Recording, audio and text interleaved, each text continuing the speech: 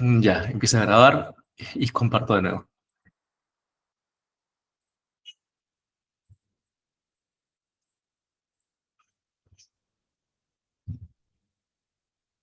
Bueno, listo. Entonces estamos aquí en la clase libre, en la primera clase libre después de como de 4 años, que bueno, el tema es diseño un espacio escolar seguro para tu tesis, ¿no?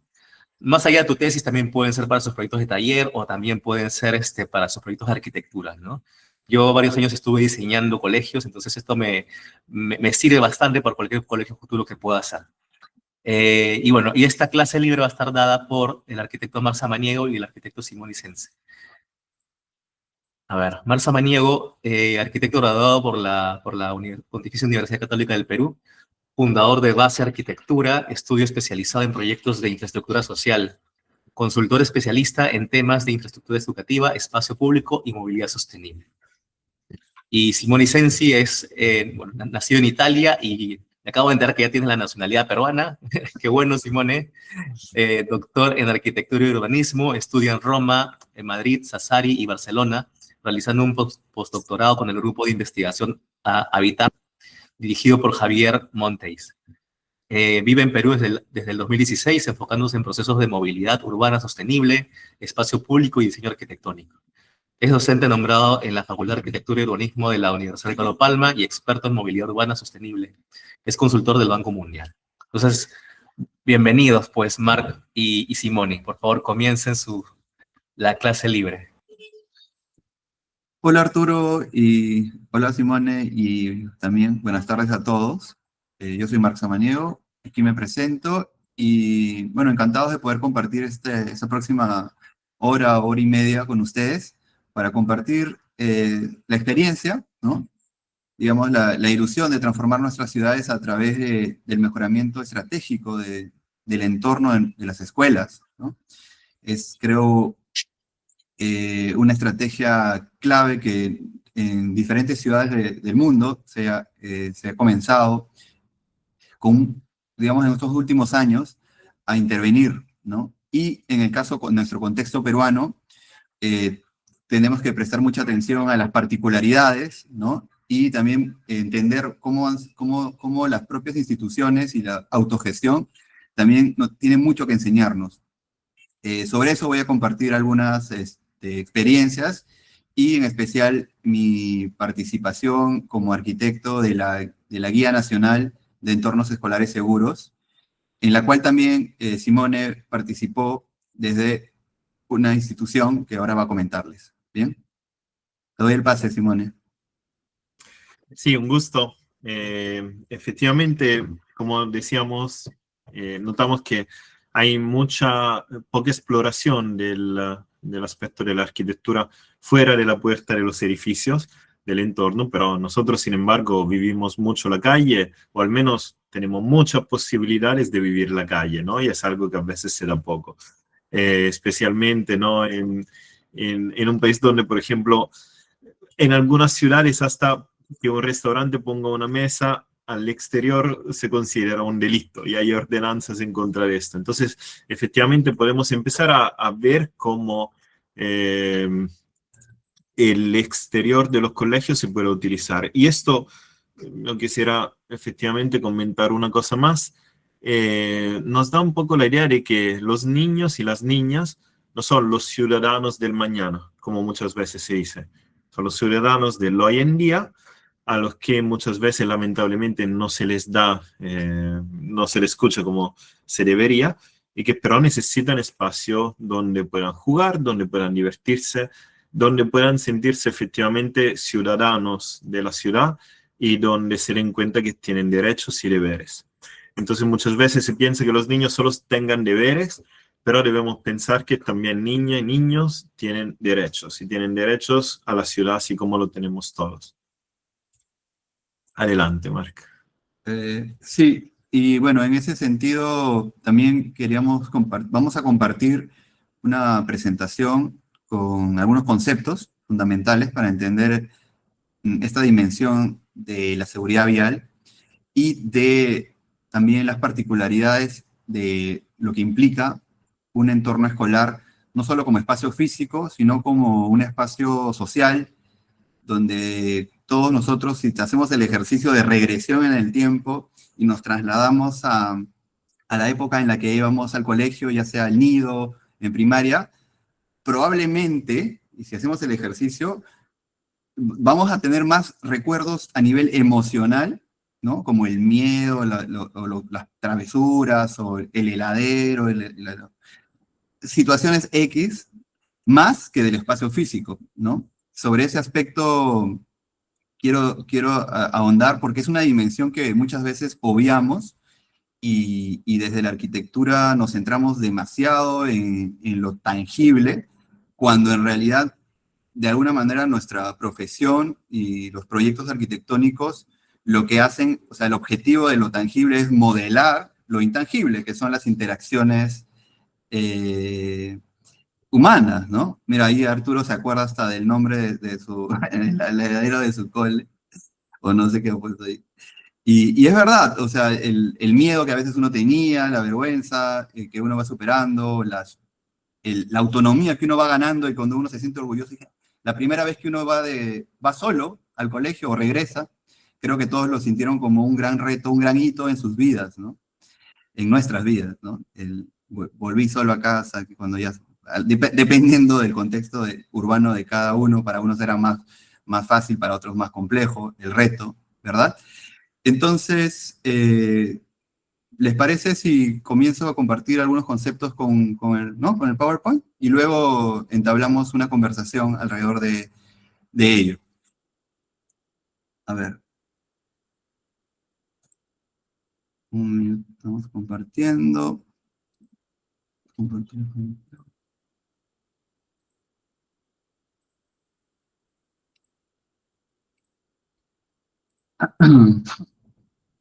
Vale, puedo empezar entonces. Bueno, como mencionó Arturo, la presentación, esto me parece interesante porque uno de los primeros trabajos que hice justo de manera bastante espontánea fue un entorno escolar, ¿no? En un momento en que todavía no se había creado en el ministerio una división de seguridad vial, por ejemplo, ¿no? Entonces, quiero decir que esto es un tema bastante reciente y no es sorpresa, así como en el Perú, en muchos países, muchas iniciativas públicas han nacido de la sociedad civil, ¿no? Y dentro de muchos actores, me da gusto de poder involucrarme en un proyecto tan importante como la Guía Nacional, junto con personas no solamente muy capaces a nivel técnico, sino también muy sensibles y con mucha responsabilidad sobre estos documentos como manuales o guías que finalmente permiten que se hagan inversiones públicas en relación a los entornos escolares, ¿no? Porque hay que entender que si no existen las normativas y las guías, no se puede hacer gastos en el sector público. Entonces, por eso la necesidad de generar una guía, ¿no? Y el enfoque que voy a compartir hoy es el de la participación ciudadana, porque creo que y compartimos con Simone también, y con muchos de ustedes seguramente, que esto no puede ser un ejercicio de escritorio, en el cual los arquitectos se inspiran y luego trasladan esto a planos sin haber interactuado con las dinámicas del lugar y sobre todo con las personas, ¿no? Con las comunidades educativas, ¿no? Entonces, primero quería introducir el concepto de seguridad vial, ¿no? Básicamente como el conjunto de acciones orientadas a prevenir, pero sobre todo a evitar, ¿no? La ocurrencia de siniestros viales, ¿no? En ese sentido, todo lo que uno puede prevenir, ¿no? Ya sea a través del diseño, de programas, ya no es un accidente. Por eso creemos que hablar de accidentes de tránsito es un error, porque creemos que se puede prevenir, ¿no? Recientemente vi unas noticias que en Finlandia, que es un país bastante desarrollado, como sabrán, en muchos aspectos, ellos se propusieron la política nacional de visión cero, ¿no? En eso quiere decir cero accidentes, perdón, ya cometí el error, cero siniestros viales en un año. y vienen de cumplir la meta, ¿no? No ha habido ninguna persona fallecida en ninguna calle en el último año en Finlandia. En el Perú, la verdad es que estamos en los récords de no solo siniestros, sino también de lesiones y muertes, ¿no? Las cifras son escandalosas, ¿no? Estos son cifras durante un año, ¿no? Más de 87.000 siniestros. Esto es como llenar 2 veces el Estadio Nacional, ¿no? Se pueden imaginar. Y las muertes también, estamos hablando de más de 3.000 personas en un solo año que han fallecido por un siniestro vial. Entonces, aquí pueden participar. Voy a hacer una pregunta al público, ¿no? Actualmente tenemos, como pueden ver, 3.316 es uno de los últimos reportes del Observatorio Nacional de muertes, ¿no? ¿Cuál creen ustedes que sería un número más aceptable de muertos en accidentes de tránsito en el Perú? ¿Con qué número ustedes creen que sería aceptable, un número más? ¿Alguien quisiera mencionar, ¿no? Para saber su apreciación. Yo no puedo verlos, así que solo los escucho. O también pueden responder en el texto si quieren. O Arturo, un número. Respondan los chicos que respondan. A ver. Sí, pero Esperamos. vamos, es Sí. como si estuviéramos en un aula. A ver, una chica creo que quiso mencionar. Sería ideal que no hubieran, ¿no? Ya, es una buena respuesta. ¿Alguien más quisiera comentar? Alexandra, Claudia, Xiomara, Daniela dicen 0, ninguno. Bien, me parece Claro. una buena respuesta.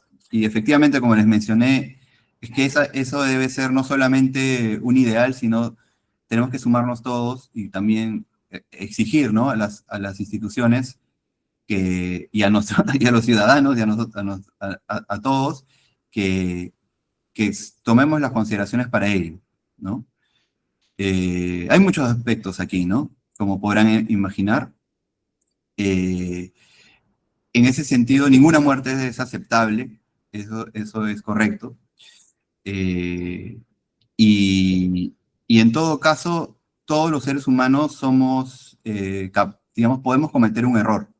O sea, nadie, creo yo, digamos, atropella a otra persona o lastima a otra persona a propósito. Suele ser un error, a veces una negligencia, y a veces sí, pues ya un delito cuando han consumido alcohol o están en condiciones de inconsciencia, ¿no? Pero digamos que una persona puede de repente equivocarse y el diseño ahí sí puede, y puede limitar la velocidad y otros aspectos de seguridad vial para que el costo no sea el precio de la vida, ¿no? O sea, que no lleguemos a ese punto. El siguiente concepto que quiero introducir es el de movilidad sostenible. Me imagino que la mayor parte de ustedes lo ha visto en los cursos de urbanismo. Y hay muchas formas de verlo, pero básicamente esta pirámide es, creo yo, la manera más ilustrativa, y es que la prioridad la tienen los usuarios más vulnerables, ¿no? Ese es el orden, es el contrario de lo que se llama, entre comillas, la ley de la jungla, donde el más fuerte predomina. En este caso, los medios, digamos, peatonales, seguidos por los ciclistas y otros medios de micromovilidad, seguidos por los sistemas también más eficientes de transporte público, y así hacia abajo, siendo el último, el menos, digamos, prioritario en la ciudad, el transporte privado motorizado, ¿no? Lo que pasa en nuestras ciudades es que tanto el diseño como las políticas y hasta la cultura nos tiene una pirámide inversa, ¿no? Y muchas veces está ya totalmente lo normalizamos y nos acostumbramos o nos mal acostumbramos a esas circunstancias. Entonces, como les decía al inicio, el entorno escolar es estratégico porque todos los colegios de Perú, que son unos 80.000 en todo el territorio nacional, están metidos dentro de comunidades, pueblos, barrios, ciudades, y todas están de alguna manera dispersas en el territorio. De manera que intervenir en ellas tiene un impacto tremendo en toda la comunidad, en toda la ciudad, en todo el territorio, ¿no? Y básicamente lo que veíamos que actualmente la norma define al entorno escolar como los 100 metros que hay desde la puerta del colegio hasta 100 metros de distancia, lo que es sumamente limitado. Por eso creamos un nuevo concepto en el cual el entorno inmediato es, el entorno escolar tiene varias dimensiones, de las cuales el entorno inmediato es el cuadrante conformado por todas las calles que uno tiene que cruzar para poder llegar hasta la escuela, seguido por una cuadra a la redonda y seguido por todo el camino que nos conduce hasta los paraderos y espacios públicos más importantes del entorno, ¿no? En ese sentido, un entorno escolar en nuestras ciudades luce como este, ¿no? Y se ven sistemas de organización. Como pueden ver en el segundo plano hay una cuerda, ¿la pueden ver? Una cuerda verde. Entonces, hay muchas formas en las que las comunidades educativas se terminan autogestionando para poder tener un orden y sobre todo una seguridad en el entorno escolar, ¿no? Aquí también otras imágenes, podemos ver unas barreras de color amarillo, bueno, también obviamente el comercio ambulatorio es fundamental, después voy a explicar la importancia del mismo versus otras políticas que buscan desaparecerlo. Nosotros creemos que son aliados muy importantes para la seguridad de las escuelas. Y otros entornos no consolidados como aquel, ¿no? Como este en su momento, donde sales del colegio y ya es un descampado total, ¿no? O los paraderos, donde los chicos se acercan, pero a movilizarse, o también, digamos, la calle misma con diferentes medios para transportarse, ¿no? En ese sentido, el entorno escolar, más allá de un espacio netamente de tránsito, es un espacio de encuentros. Esto es bien importante. Es un espacio donde uno socializa con sus amigos, se encuentra con los chicos de otros grados, de otros salones, de otros colegios también, con los padres, con todas las dinámicas comerciales que tenemos de manera muy intensa en nuestros coles, ¿no? Los chicos almorzando, como en esta imagen. Entonces, es un espacio como de aprendizaje a ser ciudadano, porque todo lo que pasa en realidad dentro de los 4 muros del colegio, del cerco del colegio, digamos que es la teoría, ¿no? Dentro del colegio hay normas, ¿no? ¿Y qué pasa cuando uno cruza la puerta del colegio y todo lo que aprendemos o lo que enseñamos, digamos, ya no es tan parecido a lo que nos dicen? Entonces, tenemos que, digamos, ya son las normas ciudadanas las que predominan, ¿no? El orden y los acuerdos sociales, ¿no? Y también, como les comentaba, para todos nosotros, cuando hemos ido al colegio, este espacio en el que uno se desapega de sus padres, ¿no? Cuando éramos muy pequeños, nuestros padres nos llevaban hasta la puerta del colegio, e imagino que más de uno habrá tenido alguno de su pataleta, ¿no? De no querer separarse de su mamá, de su papá, y luego la felicidad también a la salida del colegio de volver a encontrarse con ellos, ¿no? Sobre todo cuando uno es más pequeño y va construyendo su autoestima y su autonomía, sobre todo. Entonces, un entorno escolar seguro tiene esta dimensión que, como mencionaba al inicio, garantiza una movilidad segura, ¿no? Para los escolares, pero tiene una dimensión muy importante que no la teníamos ni siquiera enunciada en ningún documento técnico, ninguna política relacionada a los entornos escolares, que es la importancia de fomentar el confort ambiental, ¿ya? Y la interacción social, que son situaciones necesarias para que estos espacios sean espacios seguros y sobre todo vivos, ¿no?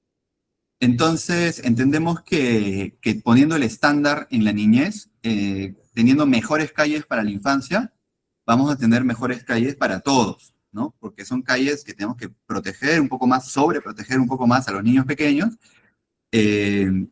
para que puedan desplazarse con la seguridad del mismo, ¿no? Entonces, nos preguntamos qué beneficios tiene un entorno escolar seguro, ¿no? Eso vamos a avanzar un poco más rápido. Y en el diagnóstico nacional que hicimos, encontramos que habían 9 problemas recurrentes en casi todas las escuelas, ¿no? Las altas velocidades, las faltas de espacio para el peatón, cruces inseguros, barreras, obstáculos, mejor dicho, ¿no? De la accesibilidad, falta de opciones de movilidad, congestión vehicular, contaminación, falta de espacios para la permanencia, presencia de actividades nocivas, inseguridad, falta de espacios de bienestar y conflictos con el comercio. Y en ese sentido propusimos 9 soluciones que nos permiten tener un entorno escolar calmado, protegido, accesible, conectado, confortable, inclusivo, educativo, saludable y dinamizador económico, ¿ya? Son términos que de alguna manera son como los títulos de un programa que se completa con programas y con diseños específicos, diseños urbanos de calles, de cómo puede transformarse un entorno escolar, ¿no? Entonces, es importante entender estas 3 dimensiones, y acá las enfatizo, que son la de movilidad segura, la de confort ambiental y la de interacción social. Y para cada una de ellas se establecieron una serie de estrategias desglosadas y con propuestas de diseño modular para poder aplicarlas, ¿no? Esta es la carátula de la Guía Nacional que se aprobó el año pasado. Es una guía para implementar entornos escolares seguros que va desde el punto cero, o sea, desde la determinación del entorno escolar, pasando por los procesos participativos hasta la gestión pública y de diseño urbano para poder concretarlos, ¿no? Entonces, hay 9 estrategias, como les comentaba. Aquí hay algunas imágenes que de alguna manera ilustran, ¿no? Las estrategias de reducir la velocidad, proteger a los usuarios, garantizar la accesibilidad universal, mejorar el acceso por medio de transportes motorizados y no motorizados, implementar vegetación y confort ambiental, crear espacios de interacción social y también crear espacios saludables para el juego, ¿no? O espacios lúdicos.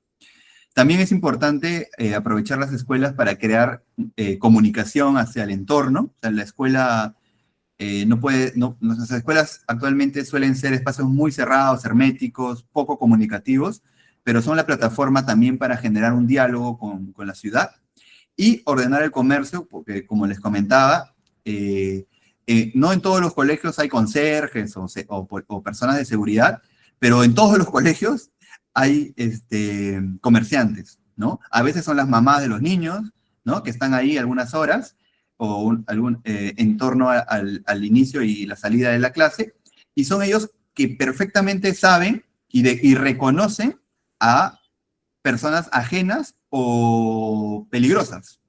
Como saben, hay un tema que probablemente las mujeres lo han vivido de manera más crítica que los hombres, que es el acoso.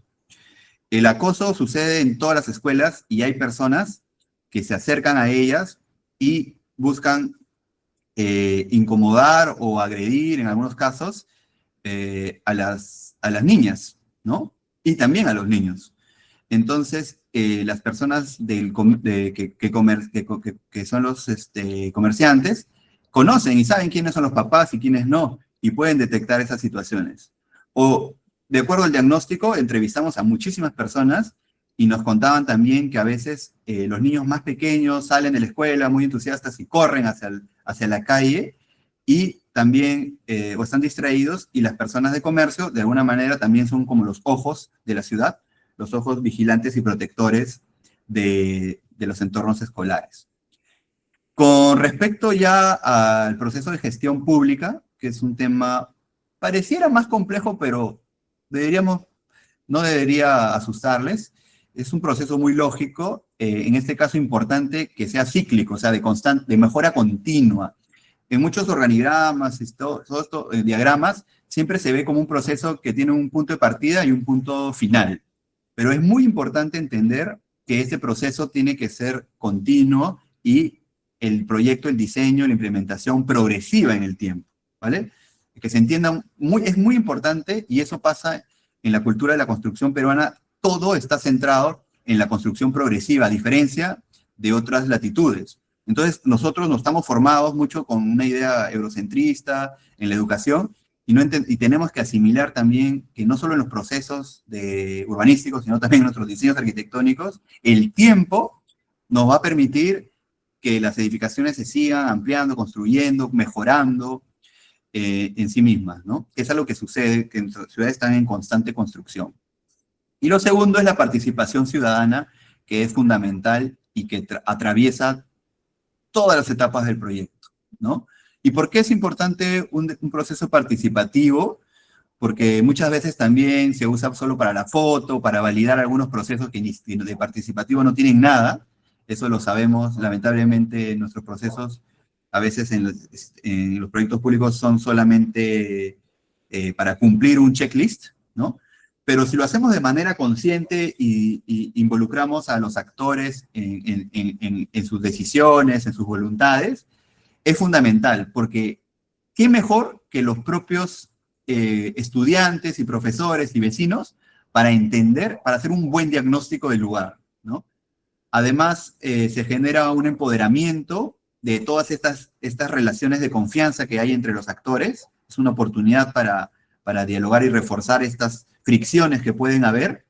Y por último, también es para todos los que participan en un proceso participativo, además de expresarse, es un espacio de mucho aprendizaje del conocimiento de todos estos actores, ¿no? Y finalmente, el tema de la sostenibilidad entendida como todas las personas que nos involucramos en procesos participativos, generamos un sentido de apropiación, ¿no? Nos sentimos con más sentimiento de pertenencia, de vínculo con lo que se ha hecho, ¿no? Porque parte de nuestro tiempo y nuestro esfuerzo y nuestras ideas está vertido en estos proyectos, ¿no? Hay algunas claves, algunos procesos que se han desarrollado, que voy a pasar un poquito más rápido para avanzar con algunos ejemplos. Y les quiero mostrar un ejemplo autogestionado, ¿bien? Porque la verdad, cuando hemos hecho esta guía y hemos buscado proyectos de, digamos, buenas prácticas, a nivel público ha sido casi muy limitada la cantidad de proyectos, pero nos sorprendió la cantidad de proyectos autogestionados que han habido en torno a las escuelas a nivel nacional, ¿no? Entonces, esta es una escuelita en el Agustino, ahí se ve al fondo de la mano izquierda en el color celeste, y un espacio residual que fue convertido en un jardín, ¿no? En una suerte de parque ecológico, así se llamó, así lo llamaron la comunidad educativa, que tiene unas actividades muy interesantes y que pretende, bueno, crecer en el tiempo, ¿no? Como les decía, este es un espacio de afectos, ¿no? Acá está la niña llorando, acá el papá aprendiendo también a ser papá, ¿no? Con su hijo pequeño. Pero los espacios públicos no son solamente para el entorno escolar, porque acuérdense que el entorno escolar es la calle, es el espacio público, es para todos, ¿no? Entonces también son espacios para compartir entre vecinos y todo ello, ¿no? En ese sentido, ¿cómo mejoramos nuestro entorno en general? Bueno, hay unas etapas que son transversales a todo proyecto, que es la parte donde uno imagina, luego planifica, ejecuta y finalmente lo cuidamos, ¿no?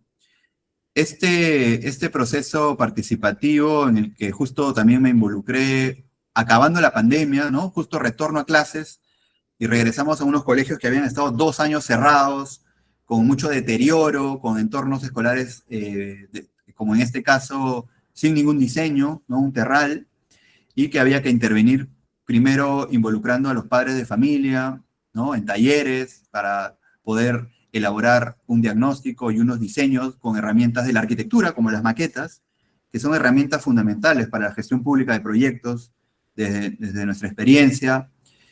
Son herramientas interactivas donde todos pueden vertir sus ideas, debatir, exponerlas, criticar, ¿no?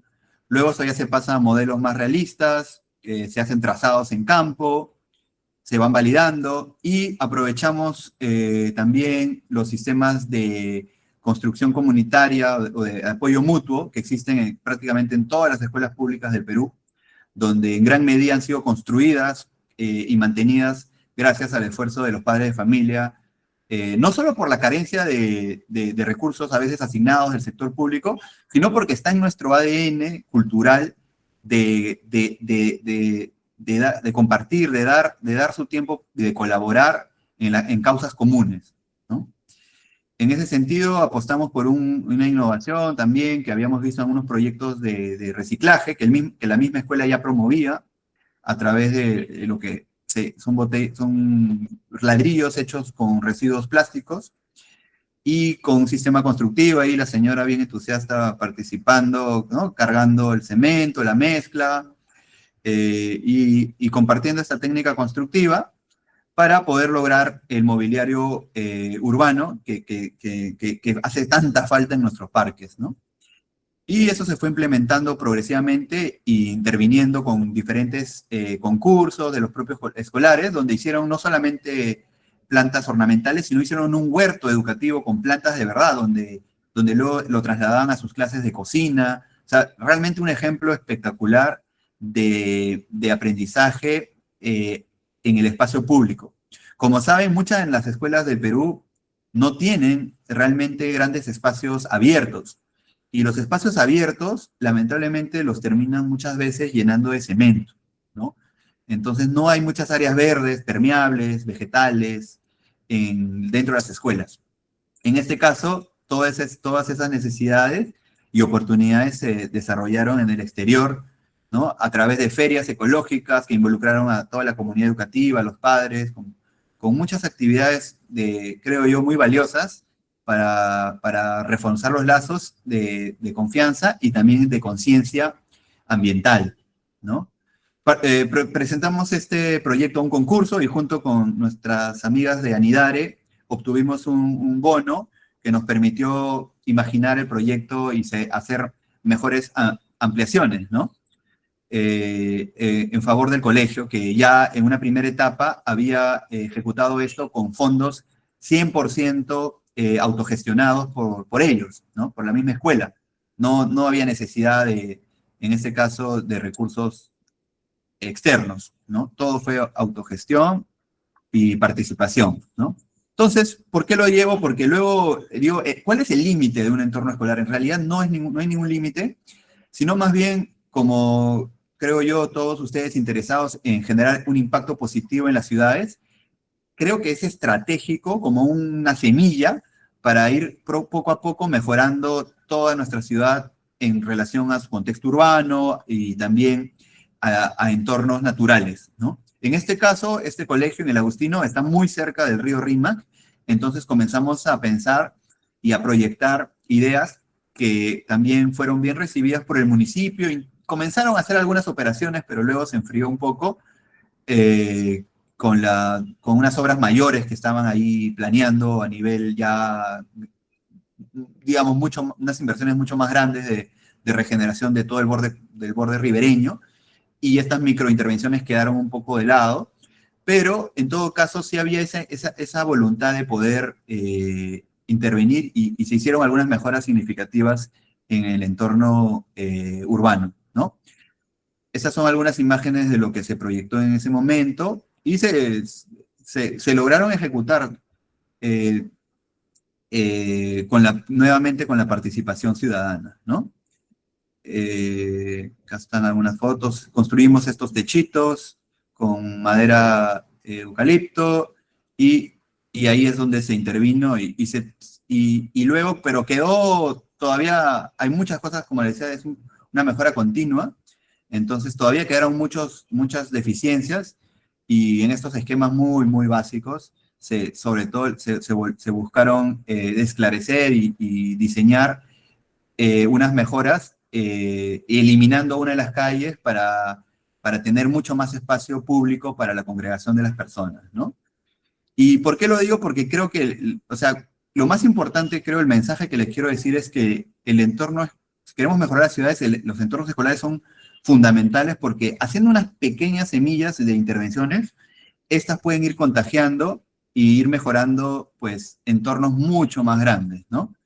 Esto es un poco uno de los mensajes importantes como visión estratégica de ciudad, de apostar, ¿no? Creer en los entornos escolares, que de por sí son los edificios más importantes en muchos barrios y en muchos pueblos, es la presencia del Estado más significativa a nivel de de inversión y de espacio construido, ¿no?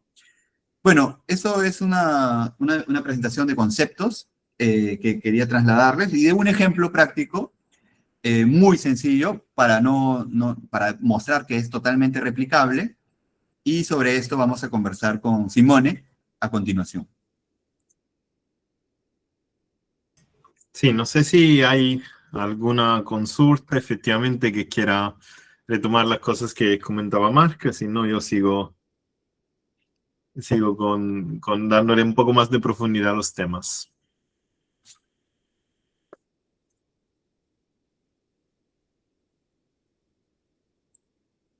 Ya. Vamos, seguimos.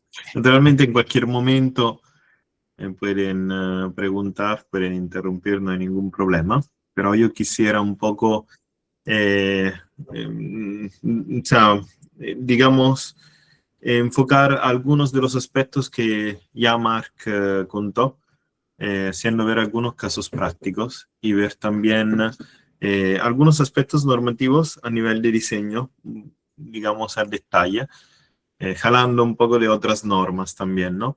Por ejemplo, del manual de ciclo infraestructura, que, digamos, Perú tiene desde fines del año pasado y que es algo, digamos, que todo el mundo nos podría envidiar, porque está, digamos, incluye prácticamente toda la casuística y que está alineado con todas las situaciones que tenemos en el Perú y con todos los otros manuales que hay en Latinoamérica y a nivel internacional, digamos. Así esto como otras normas, como la que presentó, por ejemplo, Marc ahorita.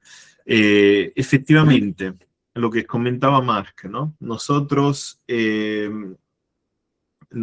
tenemos una situación en la cual hay muchos problemas, pero efectivamente empezamos a tener una normativa por la cual el Perú está a un nivel muy alto en el mundo. Les hago un ejemplo. Nosotros desde hace 2 o 3 años tenemos todas las vías urbanas que se definen calle o jirones, entonces no son las avenidas principales, sino son las vías secundarias, digamos, que tienen el límite de velocidad de 30 kilómetros por hora. Este límite fue introducido en el país solo después de que lo hiciera Holanda. Digamos, ningún otro país en el mundo estaba elaborando una norma así. La estuvo elaborando España y, bueno, se aprobó la norma española un poco antes que la norma peruana, pero nosotros vemos como efectivamente tenemos algunas normas que es muy, muy avanzada en este sentido, ¿no? Así como la guía de entornos escolares y otros aspectos que vemos. Entonces, sí, está bien, necesitamos más, pero al mismo tiempo sabemos que estamos muy avanzados, que tenemos unas condiciones, digamos, al menos a nivel normativo, óptimas y muchas otras cosas por construir. Y en esto también podemos aprender también de lo que pasa en la informalidad, porque efectivamente hay muchas cosas que pasan en el mundo, digamos en el mundo real, ¿no? En las ciudades peruanas, en los pueblos, en los centros poblados, que pueden servirnos como inspiración para aspectos que podamos tener en cuenta cuando diseñamos. Yo, uno de los ejemplos, digamos, que siempre hago es el hecho de que en un distrito central de una metrópolis como Breña, prácticamente hay 7, 8 puntos donde hay niños que juegan en la pista a fútbol todas las tardes. Entonces, si tenemos esto, ya tenemos los actores, necesitamos un buen diseño en el espacio. Ya empezamos a tener también las normas. ¿Y por qué no lo hacemos? Muchas veces, tal vez, ¿por qué no tenemos profesionales capacitados? O tal vez, ¿por qué no nos preguntamos para quién diseñamos? ¿No? Se piensa, estamos diseñando por un encargo municipal, entonces estoy diseñando para el gerente municipal. O estoy diseñando al revés para la gente que vive en la calle.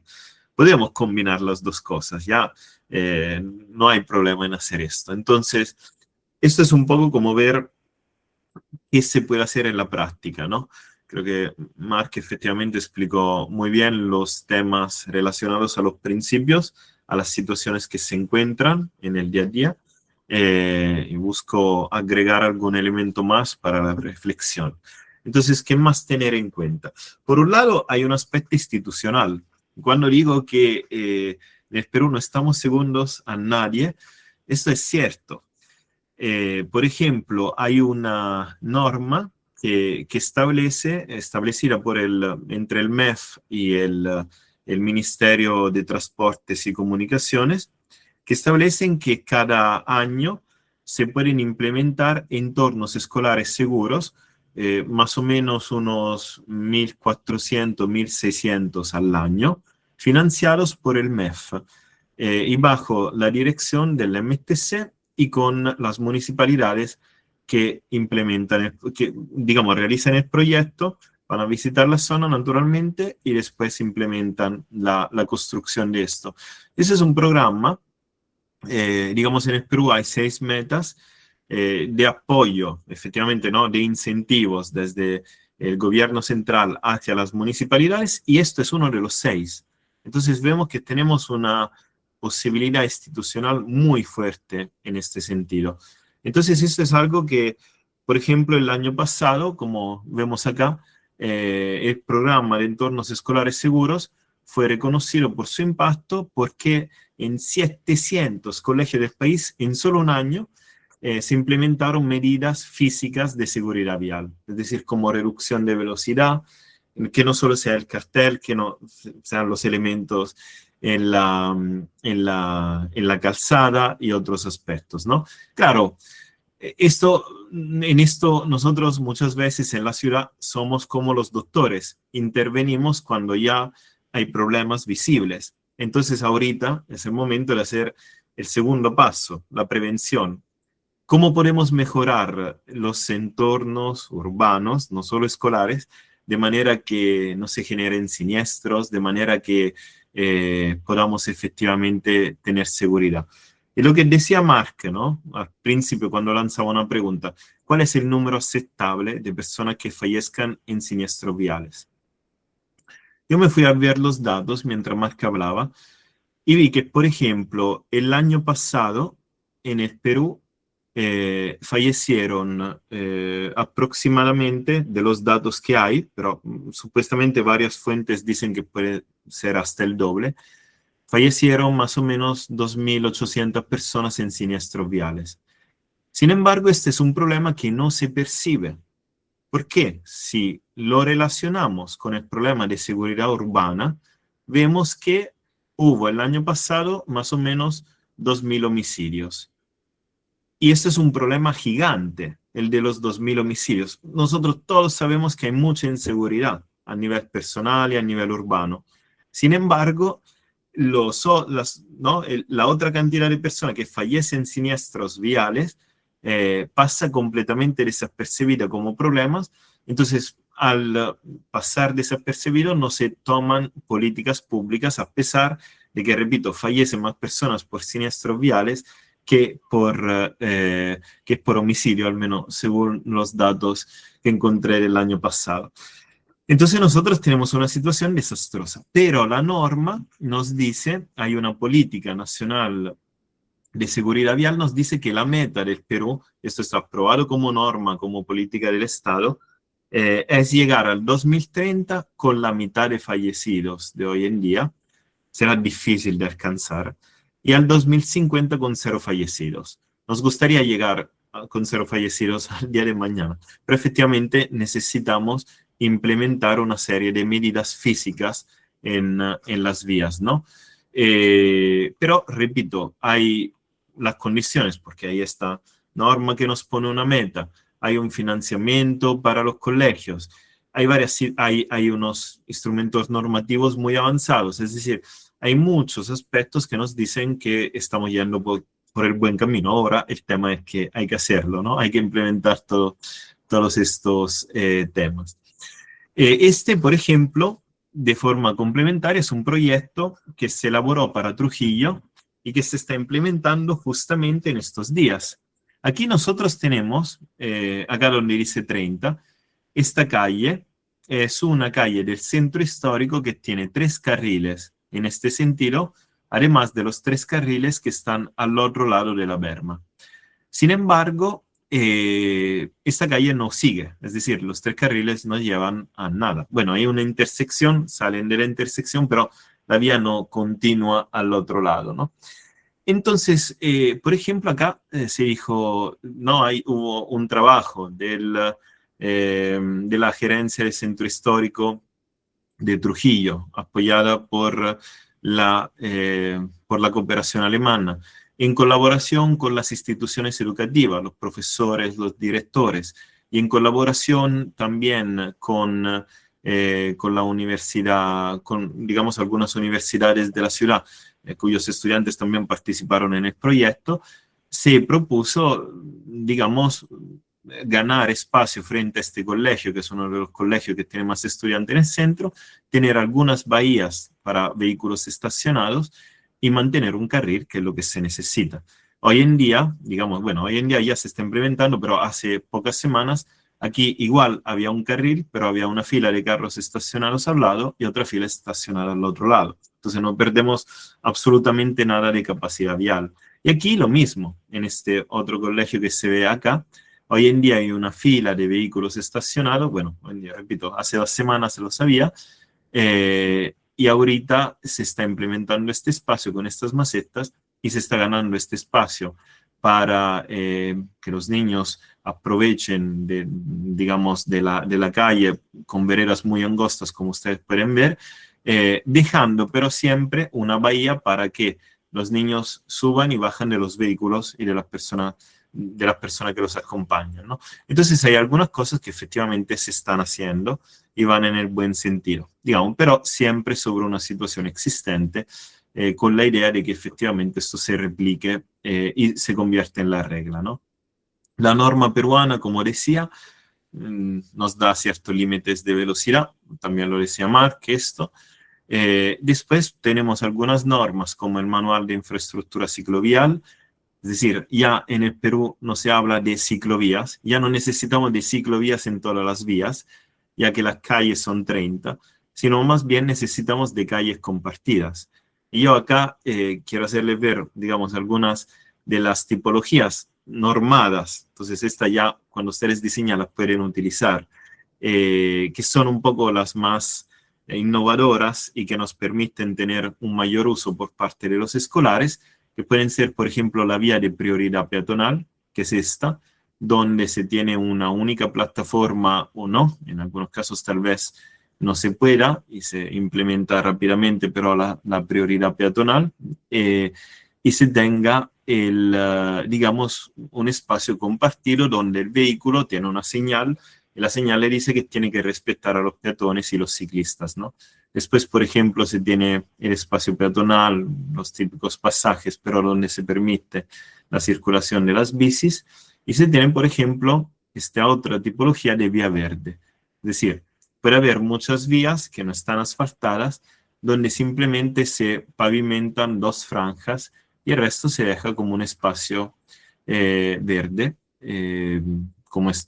como lo vemos en Ancón, como lo vemos en muchos pasajes, como los vemos en muchas vías no asfaltadas, no pavimentadas de nuestro país, ¿no? Y de nuestros barrios.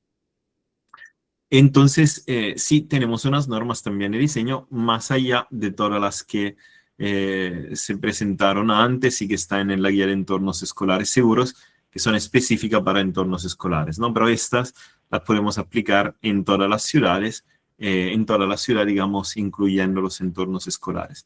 Naturalmente, nosotros el proceso de implementación necesitamos hacerlo con actores. Entonces, es clave que la gente sepa cómo se diseña. Lo que decía antes del proyectos del Ministerio de Economía y Finanzas, de los 700 colegios que se mejoraron el año pasado, ha sido un desafío del Ministerio de Transportes, de la Dirección de Seguridad Vial, pero ha sido un gran logro, porque se logró de alguna manera capacitar a todos los funcionarios municipales de creo más o menos unas 100 ciudades, creo más o menos, ¿no? Entonces hay un gran esfuerzo que se está haciendo con quien diseña. Funcionarios municipales, o acá nosotros lo podemos ver.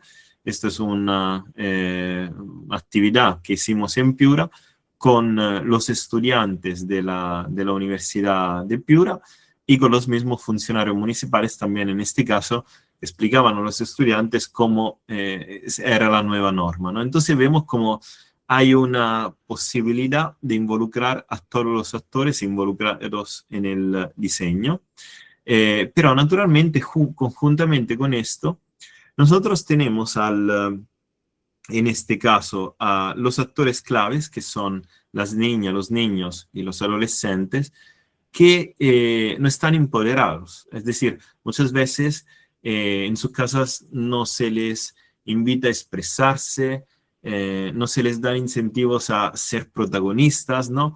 Muchas veces se les dice, no, tú eres niño, no sabes las cosas, tienes que escuchar lo que te dicen tus padres, ¿no? Entonces muchas veces hay una situación donde los niños no tienen un empoderamiento, no pueden decidir las cosas, y esto en la calle pasa exactamente lo mismo. Se les dice, no, la calle tiene que servir para quien va en carro, porque quien va en carro trabaja. Bueno, entre paréntesis, la mayoría trabaja en transporte público o con otros medios de transporte, ¿no? O a pie, por ejemplo. Entonces, no es que quien va en carro trabaje, entonces tenga que tener la prioridad. Entonces, nosotros tenemos que, en primer lugar, fortalecer a los actores, que son los niños, las niñas, y son también los padres de familia. Entonces, por ejemplo, en la ciudad de Piura, acá se borraron las diapositivas. Pero bueno, les cuento, ¿no? Aquí está.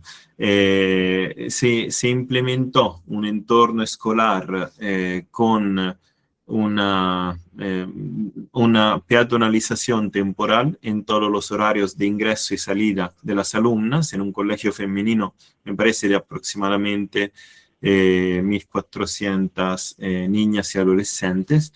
Y prácticamente eran los mismos padres que coordinaban el cierre de vías, y esto se hizo en colaboración con el colegio y se hizo en colaboración con los directores, naturalmente, con la cooperación alemana, GIZ, y con la municipalidad.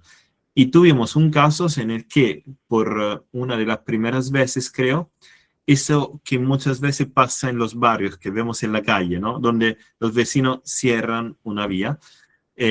Esto se hizo de forma, digamos, institucionalizada, con una resolución, con la presencia de la policía, con un diseño adecuado del plan de desvío y con efectivamente algunas condiciones que, digamos, institucionalizándose, permitían que los niños vieran reconocidos sus derechos, ¿no? Al juego, a la seguridad vial, y al poder expresarse y crecer libremente y vivir de forma tranquila también la calle, y no solo el espacio del colegio.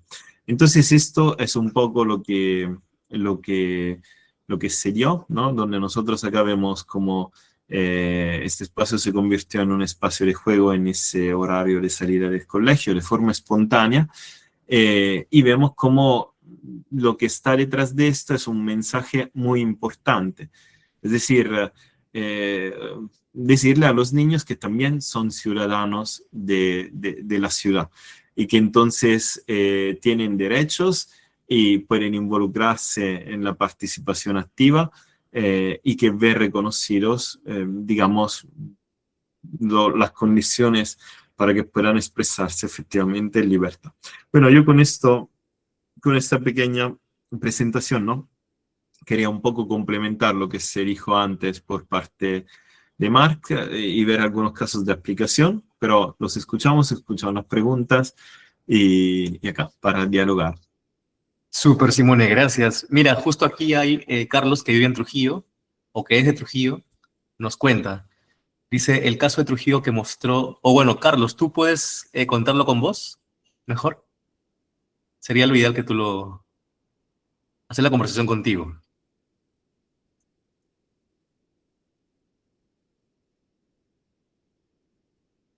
A ver, Carlos, ¿te podrás conectar? Lo escuchamos. Te escuchamos.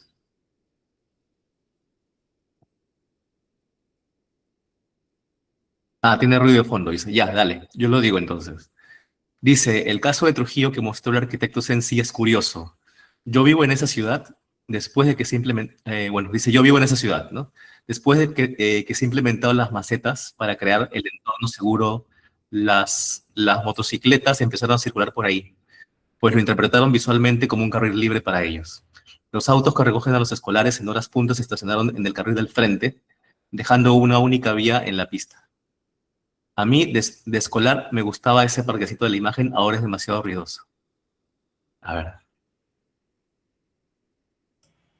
Sí, digamos, nosotros eh, tenemos una situación, allí se hizo un conteo, digamos, efectivamente de los vehículos, de los peatones, se vio que había un carril que estaba siempre utilizado por los vehículos estacionados, entonces, digamos, simplemente se hizo respetar una zona rígida, no se quitó ningún carril a los vehículos y se ordenó el espacio de bahía de embarque y desembarque que está al fondo de la cuadra y que está también por otro lado por Cepita y que está por otro lado por la otra vía que está al fondo, ¿no?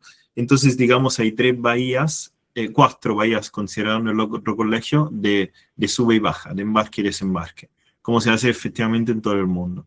Naturalmente es un proyecto que se va a inaugurar todavía el jueves sí, Gamarra y la otra vía que está al fondo después, digamos la paralela de Cepita.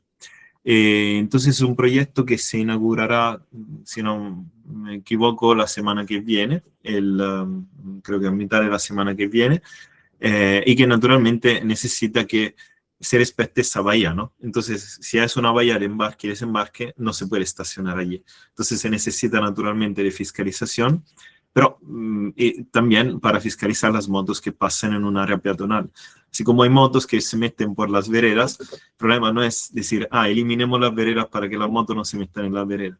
El problema es fiscalizar los vehículos que pasan por estos espacios, ¿no?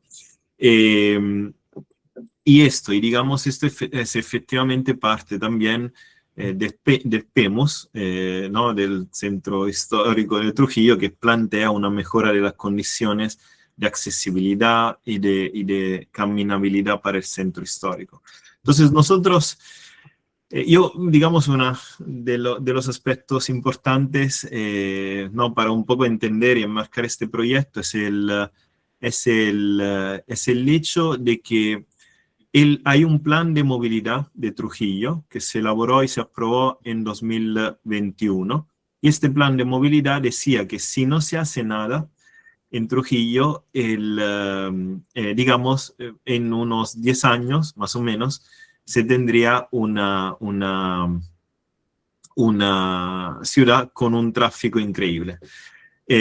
Lamentablemente el PEMUS fue bien hecho, porque efectivamente digamos, ¿no? el plan de movilidad, o sea, ahora Trujillo ya es una de las ciudades con el peor tráfico del mundo. Entonces, sabemos que sí se necesitan medidas, se harán, digamos, pruebas, se harán pilotos, se verán cómo va y después se instalará todo correctamente. Ahora, el tema de los parques, sí, muchas veces tenemos parques enrejados. A mí, por ejemplo, hace algunos meses me sorprendió en Arequipa ver que prácticamente todos los parques de Arequipa están enrejados. Muchas veces en Lima, ¿no? Uno se queja de los parques enrejados y me sorprendió ver como prácticamente todos están enrejados y muchas veces están cerrados, ¿no? Porque dicen, ya, una vez que uno lo enreja, necesitaría alguien que lo abre, que lo cierre, y al no contar con ese personal municipal, efectivamente nadie lo abre, nadie lo cierra y se queda cerrado todo el día. Entonces el hecho es también ver como estrategia de manejo, ¿no? Y creo que lo que se estuvo comentando hoy sobre la posibilidad de empoderar a los actores sirve también para esto. Es decir, si tenemos actores, vecinos, que cuidan el espacio, que se fijan que se use bien, ¿no? Y todo el resto, esto es un aspecto que también es clave para poder garantizar que haya siempre una buena aceptación. Súper, Simone. Bueno, sobre lo que dijo también, que, ¿no? Que antes era un parque que le gustaba jugar, pero que ahora hay demasiado ruido. Hay un tema también dentro del confort urbano que es el ruido y que parece que en Lima no nos damos cuenta, no nos damos cuenta de, bueno, en Perú creo que no nos damos cuenta de eso.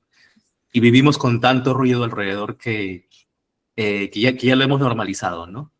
¿Qué se pueden hacer desde estos lugares o desde estas intervenciones que ustedes han planteado para reducir el ruido? Sí, Y Marco. sí, sobre eso quería comentarles. Una de las maneras más efectivas de limitar el ruido es limitar los vehículos, ¿no? Ahora, el tema del colegio, el entorno escolar, es también un tema de, digamos, a lo largo del día, el colegio tiene diferentes momentos, ¿no? Dos momentos claves, el ingreso y la salida, ¿no? En esos momentos es cuando se pueden justamente cerrar algunas de las calles para que sean zonas de mayor aforo, para que los escolares puedan salir y poder desplazarse a a los distintos, digamos, paraderos que hay en la zona.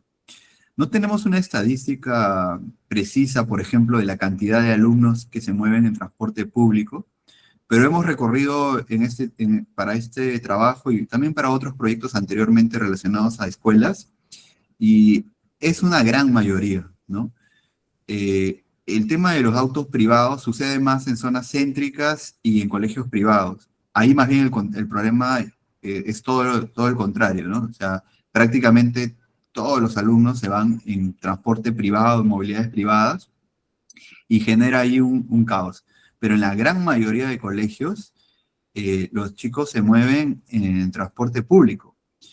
Entonces, ahí es donde los vehículos se vuelven un problema, y las políticas a nivel mundial de entornos escolares apuntan a tres condiciones, ¿ya? Una es entornos seguros con relación a los vehículos como digamos, elementos eh, con cierto nivel de peligrosidad con respecto a los peatones que cruzan las vías. Dos, el tema de los ruidos. También se busca que sean calles más silenciosas durante el momento que los estudiantes estudian, ¿no? O sea, durante todo el día, y se cierran algunas de las calles. Y tercero, el aire. Eso no lo pensamos, pero la mayoría de autos, todavía, y en Perú sobre todo, son motores a combustible, por lo cual en zonas más transitadas están generando constantemente humo, ¿no? Entonces también en torno a que sean, de cara a que sean políticas a favor de entornos sanos, se limita y se reduce la cantidad de vehículos que transitan en los entornos escolares, en torno a las escuelas, ¿no? Eso lo podemos ver ahí para quienes quieren ver algunos ejemplos interesantes en el mundo. Hay ciudades, específicamente París y Barcelona, que han tenido políticas muy intensas en relación al mejoramiento de los entornos escolares, ¿no? Van a poder ver, buscando esas dos ciudades, las políticas como muy, o sea, realmente como se lo han tomado muy en serio, y con todas las resistencias que así como hay acá también, han hecho los cambios. Y una vez que los cambios ya están hechos, ya nadie se da cuenta, ¿no? Es como la Plaza de Armas de Lima. Hace unos años pasaban carros y buses alrededor. Hoy, ya que nos hemos acostumbrado a que no pasen autos alrededor, ya nos parece algo normal, ¿no? Y muchas calles del centro histórico, ¿no? Lo mismo en muchos lugares de la ciudad. O sea, siempre va a haber resistencia a los cambios, pero es importante por eso hacerlos de manera progresiva y de manera constante y participativa, para que sean las mismas personas que se comprometan y defiendan estos proyectos que favorecen sobre todo a las personas más vulnerables, que no siempre tienen voz en los planes urbanos o en los proyectos urbanos, que son los niños o las personas de la tercera edad, que son quienes más tiempo también ocupan las calles, los espacios públicos, ¿no? Y que no están representados, pues, en la toma de decisiones y en los diseños de los proyectos. Aquí hay un tema de ruido, de contaminación, de desorden, pero acá hay un dato curioso, ¿no? Dicen que en 2021 murieron 8.1 millones de personas en el mundo por contaminación del aire, ¿no? por problemas respiratorios. Y de COVID, en todos los años de la pandemia hasta ahora han muerto 7.1. O sea, han muerto menos gente por COVID que por contaminación en un año la contaminación. El COVID fue sumamente fuerte en Lima porque los limeños ya estábamos bastante debilitados a nivel de pulmonar. O sea, las cifras son alarmantes, ¿no? Cuando se revelaron las cifras reales, se vio que el Perú es el país en el mundo, pero sobre todo Lima, por gran incidencia de Lima, con más muertos por habitantes, ¿no? Entonces, y eso es un reflejo de la alta contaminación que tenemos en nuestras calles, debido, entre otras cosas, a las políticas que son muy débiles, ¿no? Tenemos vehículos muy antiguos, con gases contaminantes, la congestión vehicular hace que eso sea más intenso, ¿no? Y lamentablemente, por populismo, en muchas ciudades no se hacen cambios, ¿no? Trujillo fue justo la ciudad donde se hizo los pilotos para los entornos escolares y también donde hubo continuidad, ¿no? Ahora nos mostraba Simone justo este proyecto que ahora recién se está empezando, pero eso se fue planteando en el año 21, es donde empezamos a trabajar en ese proyecto. Y pasaron 5 años, 4 años, ¿no? 4 años.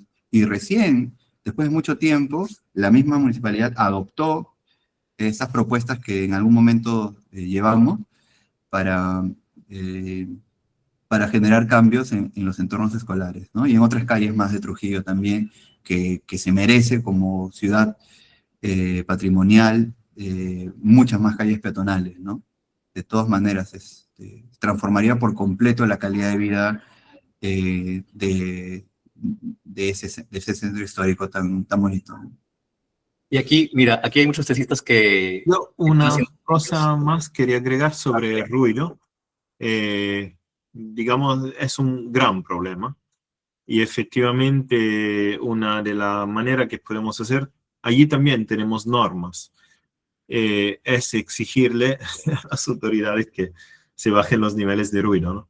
Entonces, que se tomen medidas de fiscalización. Es decir, nosotros sabemos que lo que funciona cuando se aplica la misma estrategia de comunicación y que se aplicó, por ejemplo, con la campaña del cinturón. Entonces se tiene una comunicación muy fuerte y se acompaña con la fiscalización, ¿no? Entonces, con el ruido también, ¿no? Se debería comunicar y fiscalizar. Y con otras cosas también. Y se puede hacer, de repente enfocándose en barrio por barrio, pero es algo que efectivamente, si no se fiscaliza, es difícil que se mejore, ¿no? Hay 2 preguntas en el Eh, chat. Antes, Caterina quería hacer una pregunta, Ah, creo que en voz, sí, y claro. después los del chat. Caterina. Sí, quería hacerles una consulta respecto a mi proyecto de tesis. Bueno, el entorno en sí, no sé si puedo compartir pantalla. Claro. Sí, claro, comparte. A ver. El colegio está ubicado en San Martín de Porres. Y bueno, las vías principales son las que muestran acá, Canta Callao y Las Malvas, ¿no? Pero alrededor del colegio, el colegio ocupa toda la manzana. Sin embargo, hacia los límites hay estos cerramientos, ¿no? Y justo estaba revisando la guía en la que se proponían, ¿no? El uso de rampas, las baldosas, pero ¿qué tan factible es el hacer o sea, propuestas, ¿no? En las que ya la comunidad en sí, pues, ha buscado formas de resguardarse? Entonces, ¿cómo se abordaría una intervención que vaya de la mano con esto, ¿no? También sin ir en contra de este orden, pues que ya ellos han establecido tanto hacia este lado del colegio como hacia el otro límite, ¿no? Porque justo, bueno, ahorita no figura acá en el Maps, pero bueno, acá se ve, ¿no? Mejor, que hay una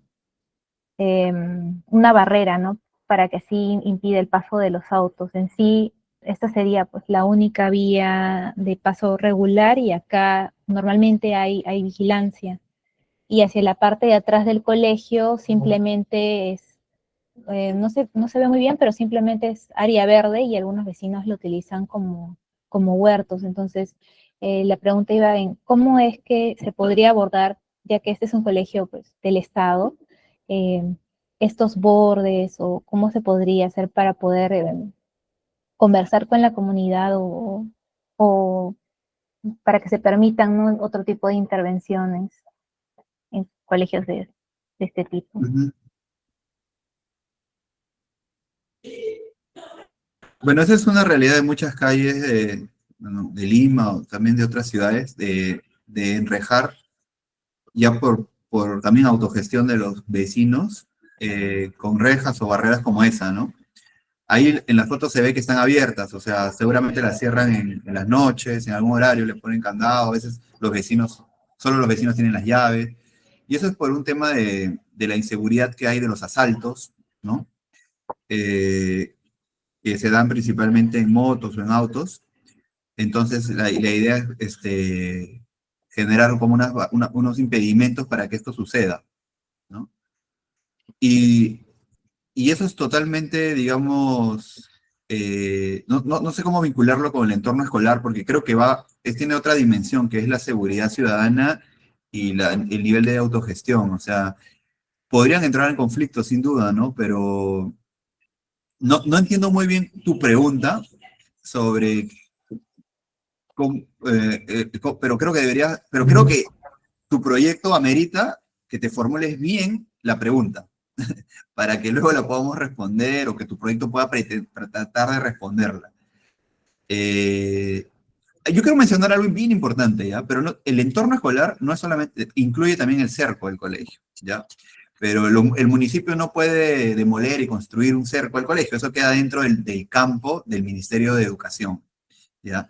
Y lamentablemente el Ministerio de Educación todavía promueve que en muchos diseños la pared, el muro sea totalmente cerrado, porque frente a los intereses de defender a los niños del ruido y también de este mito de que por ahí se vende droga, si quisieran vender droga lo venden afuera, adentro, en cualquier lugar, ¿no? No tienen por qué venderlo. Y otras cosas, pero sobre todo creo yo, el ruido, la inseguridad, qué sé yo, todavía se promueve que sean muros ciegos. ¿Y qué pasa en un muro ciego? Pues se limita la vigilancia, el control ciudadano de la seguridad, ¿no? Entonces, en colegios o universidades donde tenemos grandes muros ciegos, digamos que uno queda un poco vulnerable a un asalto, porque si uno es asaltado, pues no hay nadie que pueda de alguna manera intimidar al ratero, ¿no? Como es desolado, uno queda bastante expuesto, ¿no? Y probablemente también sea oscuro en la noche. Entonces, lamentablemente, los entornos cerrados, como muchas escuelas, terminan siendo entornos inseguros y en algunos casos también focos de contaminación, ¿no? Porque no se consolidan las veredas, los jardines, entonces quedan zonas abandonadas y con malos usos, ¿no? Eso podría decir, si este es su proyecto, yo diría que pienses el cerco como un cerco más permeable, como los colegios bicentenarios, que sí lo promueven, y si visitas alguno de ellos vas a sentir la diferencia. Y en la noche tienen luz dentro de los colegios y esa luz a través de las cercas de concreto, tipo listones, cerco uni se llama, la luz también sale hacia la calle, son calles más iluminadas, ¿no? Los colegios bicentenarios, que hay muchos también en la ciudad. Ahora, y segundo, bueno, consolidar el entorno peatonal, ¿no? Todo este borde no tiene veredas y sería mucho más seguro para todos que hayan veredas y jardines en todo este borde de la calle. ¿Ya? Está bien. Súper, súper, Marc. Aquí, y los otros comentarios. Ah, Este, ya. Ahí ponemos dejar de compartir. Caterina, gracias. a ver, Marc, si tú lees bueno, el de Sí. Carlos, no sé, Si alguien más quiere Alexander. compartir un ejemplo para conversar, problematizar, genial, me parece una buena iniciativa esa. Sí, sí, Y sí hay sería buena. Creo que hay Alexandra también está haciendo colegio por si tiene ahí. Ajá. Eh, Hay otra pregunta, Sí. tanto de Alessandra como de Carlos. Bueno, Carlos creo que preguntó antes. Vamos a empezar entonces, sin querer saltarlo, pero digo, para que todos participen, por la pregunta de Alessandra, que está ahí con el micrófono. Coméntanos. Sí, bueno, yo también estoy desarrollando mi tesis. Es la reconstrucción de un colegio a nivel primaria en el distrito de Ate. Es el colegio Domingo Faustino Sarmiento que está justo al costado de la municipalidad de Ate. Ujú. Es una zona muy céntrica y está al costado del Cerro Candela. Entonces es una zona roja, sobre ¿Puedes todo con en las tardes. Maps de repente? Ah, sí, sí. Ok, un momento.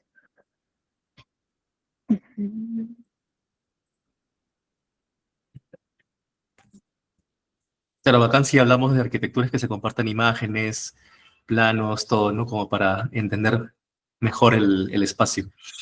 Sí, y también todos invitados por acá, si hay alguno más que quiere compartir. Genial de conocer sus casos. Mm,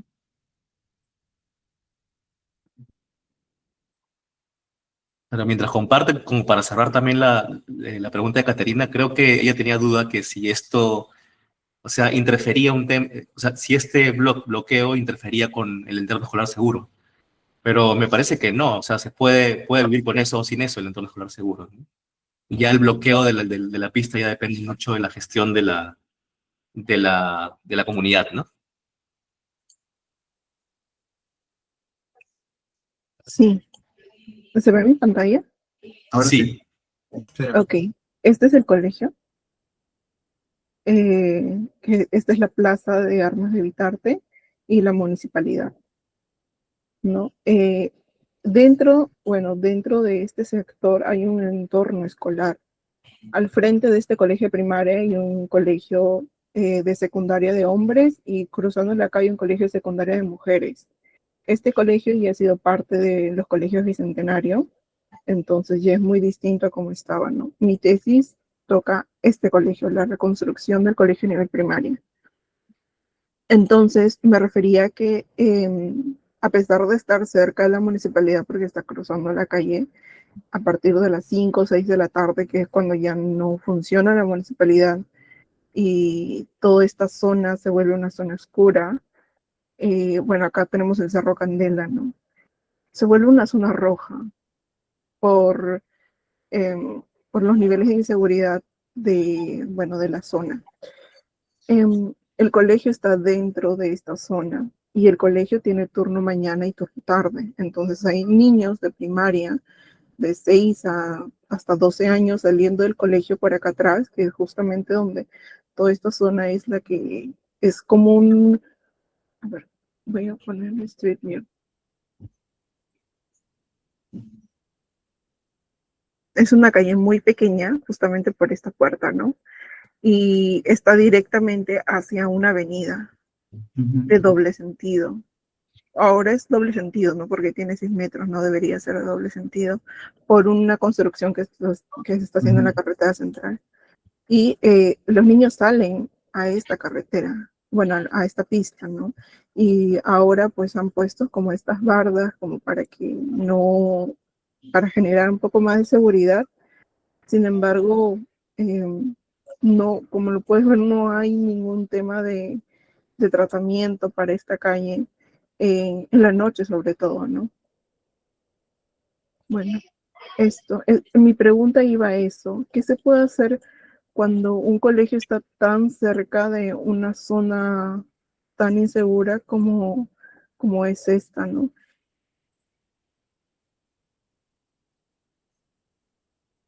Ya. Simone, ¿tú quieres dar algún comentario ahora? Más Eh, interesante, ¿eh? sí, o sea, yo diría que, digamos, por un lado, no debemos rompernos la cabeza, ¿no? Es decir, eh, no debemos pensar que cada calle parte de un tipo de diseño y tiene que llegar a otro. Es decir, planteemos como el hecho, o sea, preguntémonos, ¿las calles cómo están hoy en día? ¿Están bien diseñadas o no? ¿No? Que es algo que también veíamos en el caso anterior. Es decir, no es que decimos, ah, sí, mantengamos siempre las vías con 2 carriles y 2 veredas mínimas, y después vemos si en algún momento hacemos un diseño especial. O sea, yo sugeriría, fijémonos, necesitamos 2 carriles, o sea, por ejemplo, en una vía de este tipo, hay un diseño de 2 carriles, pero de hecho se usa uno. Y de hecho hay 2 carriles que se ocupan prácticamente para estacionamiento. Entonces allí nos preguntamos, ¿podemos tener algún tipo de diseño que en principio priorice el peatón, tenga árboles, tenga una cierta calidad urbana? Y plantémoslo, ¿no? Es decir, plantemos una meta. Que se tenga muro ciego, que no se tenga muro ciego, que se tenga un edificio de 30 pisos, que no se tenga nada, digamos, cerca. Pero sobre esta base después, es decir, tratemos de ver un poco cuál puede ser un buen diseño de la vía. Es decir, tener veredas dignas, tener cruces a nivel de vereda, en lugar de tener cada vez rampas que suben y bajan. Tratemos de ganar más espacio para los peatones. Y después, naturalmente, hay algunas estrategias específicas que se pueden utilizar. Es decir, si tenemos muchos vecinos, busquemos conversar con los vecinos. Si tenemos muchos vehículos estacionados, veamos alternativas. Veamos el hecho de que, miren, acá, por ejemplo, todos los vehículos están estacionados en zona rígida. Entonces, ¿qué se puede hacer? Se puede buscar legalizar, normar. Hay una posibilidad progresiva de mejorar la situación y llegar a una meta. Acá nosotros no tenemos ningún árbol, por ejemplo. Entonces, busquemos pensar en cómo debería ser una calle que funcione bien y después vemos las medidas que necesitamos aplicar, ¿no? de gestión principalmente para llegar a una condición, digamos, que esperemos, ¿no? Y que consideramos la mejor. Porque muchas veces, repito, puede haber situaciones donde toda la vía, toda la cuadra está ocupada por vehículos estacionados y cuando los niños tienen que bajar de un vehículo de movilidad escolar o de alguna otra forma de movilidad, tienen que bajar en medio de la pista, ¿no? Entonces, nos podemos preguntar ya, en lugar que estacionar vehículos, podemos tener bahías de sube y baja y podemos tener medidas de gestión de este tipo, ¿no? Pero como que, o sea, principalmente cuando se proyecta una tesis, la idea yo creo que podemos ser muy ambiciosos, podemos tener el espacio mínimo para los vehículos y el espacio óptimo para los peatones y buscar así de desincentivar el uso del vehículo. Y con eso me conecto un poco a lo que decía Carlos, ¿no? Es decir, uno de los problemas que tenemos hoy en día muchas veces cuando usamos el transporte público, tenemos muchos problemas, que el transporte público no funciona, y es algo que se debe incentivar y todo el resto. Entonces, uno de los problemas es cómo llegar al paradero. Llegar al paradero es cómodo, es seguro, de día y de noche, ¿cómo es?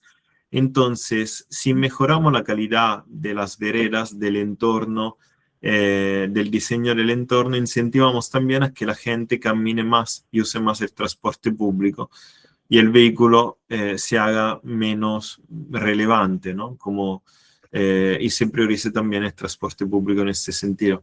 Entonces, digamos, hay acciones, por un lado, de desincentivo de ciertos vehículos particulares, pero al otro lado, de incentivo de la caminata, que comprende la seguridad, que comprende la comodidad, comprende tener bancas de vez en cuando, comprende tener árboles, y después otras estrategias también de seguridad urbana, ¿no? Si tenemos buena iluminación, si tenemos otras condiciones, caminamos más. Entonces, esto, digamos, en línea general, ¿no? Ok, gracias. Justo lo que mencionabas me hizo recordar mucho a Jan Gill en su libro de Ciudades Suaves para el peatón. Creo Sí, que hay acá, una- por ejemplo, esta calle se nota muy interesante. Claro, se ve que no hay conexión con la plaza, se ve que la plaza está cerrada, pero sin embargo tenemos una plataforma única. Se podría tener mayor vegetación, ¿no? Yo pienso que quien pasa por esa vereda en verano no tiene ni un sol de sombra.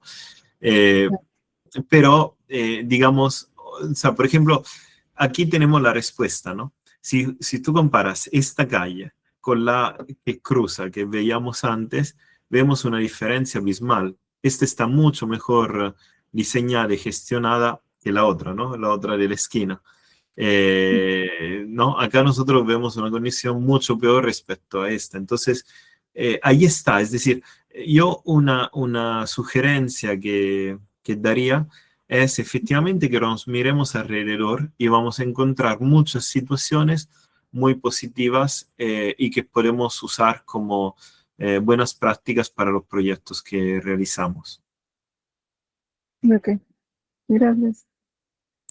Y nada, es bien importante lo último que dijo Simone. En estas imágenes que nos has mostrado hay muchísima información de cómo, de estas tensiones que hay, ¿no? Y a veces está el mito, siempre, o sea, le prestamos demasiada importancia al propietario del automóvil, que también es una persona, pero es una persona que tiene, sinceramente, o sea, tiene más privilegios que las personas que caminan a pie, que no tienen digamos, ni el dinero o la necesidad de tener un vehículo y no tienen espacio en la ciudad, ¿no? Entonces, ¿qué es más importante? Que estos 10 o 15 carros estacionen ahí, porque trabajan probablemente en la municipalidad, o que las veredas sean más anchas para que las 1000 personas que caminan hacia las escuelas caminen con seguridad y tranquilidad, ¿no? Se dan cuenta de la desproporción tremenda que sucede, ¿no? Porque claro, nadie se queja cuando los carros invaden todo un carril de la pista, ¿no? Muy pocos. Pero cuando se pone una ciclovía o unas macetas para ensanchar las veredas, ahí sí, ¿no? Ahí sí, todo el mundo se opone, o sea, no mucha gente se opone, y quienes principalmente se oponen son personas que tienen poder, que tienen influencia. Cuando se hicieron los primeros cambios en el centro histórico de Lima, adivinen quiénes fueron los primeros en quejarse. ¿Alguien se acuerda? Los congresistas, que van en su carro al Congreso, en el centro de Lima. Dijeron, no, ¿cómo van a llenar de macetas? Ahora ya voy a demorar, ya no puedo llegar tranquilo al Congreso, ¿no? De hecho, esta calle es peatonal, sin embargo, como podemos ver acá, está llena de estacionamientos y justamente estos carros son los de los trabajadores de la misma municipalidad, ¿no? Que también tienen otro carril que está por acá, que también han invadido, que es un subcarril, en el que acá se ve que todos están en contra de como un estacionamiento, ¿no? Que ya lo cerraron justo, que esto es una vía auxiliar, y también están estacionados, ¿no? Bueno, y una propuesta que estaba viendo también era peatonalizar esta calle, que en el momento ahora es peatonal porque está cerrada, porque se están haciendo las obras del metro de Lima y acá es el paradero, ¿no? Y funciona bien porque cuando los niños salen de este colegio y de este colegio, el paradero es acá. Entonces caminan por estas calles y claro, no hay carros y con total normalidad, ¿no? Sin embargo, cuando esto se abra, se van a ver que acá están las mototaxis, ¿no? Que muchas veces no tienen, ¿Paraderos? disculpa, ¿Paraderos? ¿O no? los paraderos. No sé, ibas a decir algo, pero te quedaste de silencio y dije, no sé. Ah, estaba hablando, creo que es silencio. mi internet, creo. Ah, Sí. ya. Decía que acá están los paraderos, entonces los niños cuando vienen caminando por acá, ahora que la calle está cerrada por las obras, es mucho más tranquila. Sin embargo, igual se sigue utilizando para estacionamientos, ¿no? Em, Igual siento que esta calle, como está peatonalizada, igual se sigue utilizando para estacionamientos, y si esto también la peatonalizo, igual Dale. sí, Está o sea, es como un interesante. Creo que hay muchas cosas que están pasando y que te permiten mejorar la ciudad en favor de todos, ¿no? Y el tema es que los autos también son importantes, pero no son tan importantes. Entonces, muchas veces las decisiones se toman a favor de ellos o se dejan, ¿no? Y se pierde seguridad y confort y calidad en nuestras ciudades porque se vuelven estacionamiento. Y no es eso, ¿no? Mira esa rampa, no tiene mucho sentido, ¿no? Bueno, veamos algún otro ejemplo de repente, o vamos concluyendo. Arturo, ¿tú manejas el tiempo? Sí, ya estamos en el tiempo. Si se quiere quedar un momento más, hay una observación más, podemos hacerlo. Bueno, Sebastián Vicente dice, tengo la curiosidad de si hay alguna forma de poder incorporar la interacción con los vehículos en este entorno urbano lúdico que se propone para el entorno inmediato con un equipamiento educativo. No sé, Sebastián, no sé si estás acá todavía. Sebastián, si quisieras hablar algo más de esto o alguna respuesta a este comentario.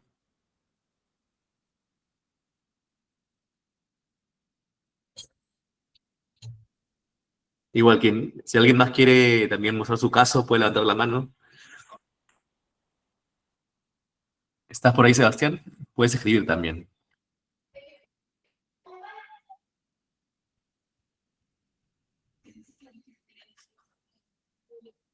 A ver, nada.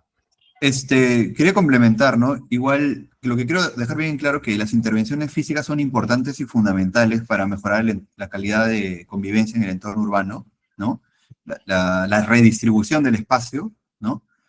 Eh, la accesibilidad, la seguridad, la calidad, ¿no? En todo sentido, mobiliario, iluminación, vegetación, pavimentos.